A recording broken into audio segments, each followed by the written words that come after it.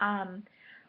so part two, my video got erased, and so it sort of threw me off for the last video I uploaded, and I need to do the rest of what I had prepared to say on this video. So another thing that I learned about in class relating to the austerity um, political rhetoric thing that I said was the best thing I learned is the comparison between individual debt and debt on a national scale. I think that it was really good to learn that there's actually a difference between debt on an individual level and on a national scale, because I was under the impression before I took the class that they were similar and that that was a good comparison to make. But we made the point that there are actually different kinds of debt and that not all debt is bad debt, that some debt can be seen as more of an investment. For example,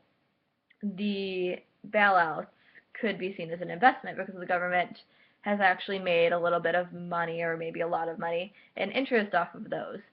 But because of the way that we frame the language, which is another political issue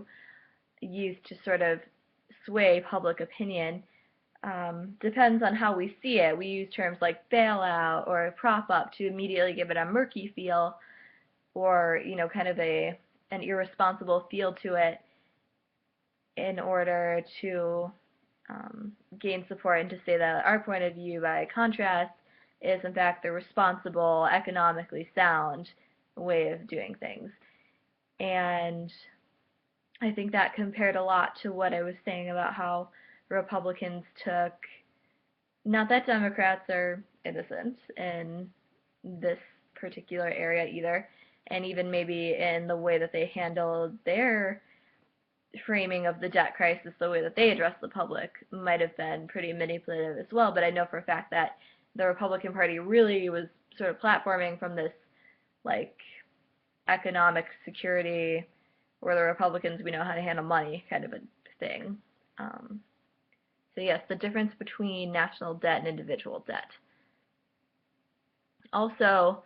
another thing related to that, oftentimes, like before class, you would see that number, you'd be shown in class, and the number just rises up and up and up and up, and there's many digits,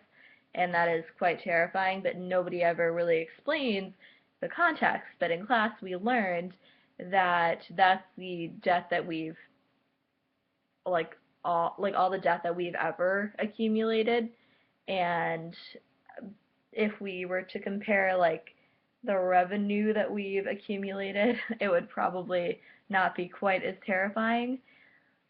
Also, whether or not debt should be considered, well, debt if we're owing it to ourselves, and if it's an investment, and how that should all work and how that all should be framed. So, I think that about concludes it.